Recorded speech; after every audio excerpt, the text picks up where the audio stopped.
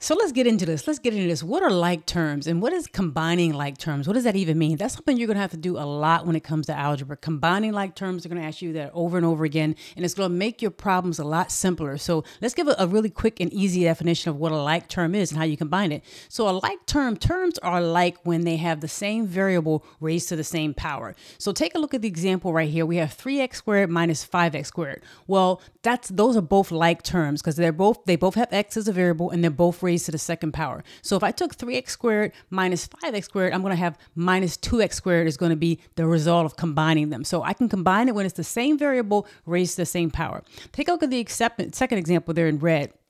Even if you have just constant numbers, just regular numbers, you can combine them like you do regularly in addition. We do that all the time, right? So let's look at this example. Let's say I have 7 minus 6 minus 5 minus 3x squared minus 5x squared. How would I combine those terms? Well, 7, 6, and 5 are like terms. They're just constants, right? They're just constant terms. So we can do 7 minus 6, which is going to give us 1, minus 5, which is going to give us a negative 4, right? So 1 minus negative 5 is going to give us a negative 4.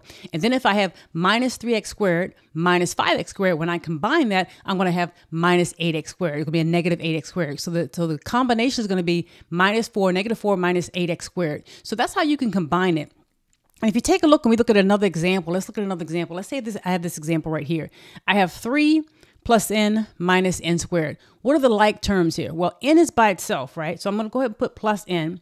That's by itself because there's nothing else to combine it with. There's only n. But when I see n squared here, I see two terms that have n squared. So they're the like terms here. So 3n squared minus n squared. And this is to pretend like this is just a 1 here. 3n squared minus n squared is going to give me 2n squared. And that's going to be the answer there. That's going to be the answer there.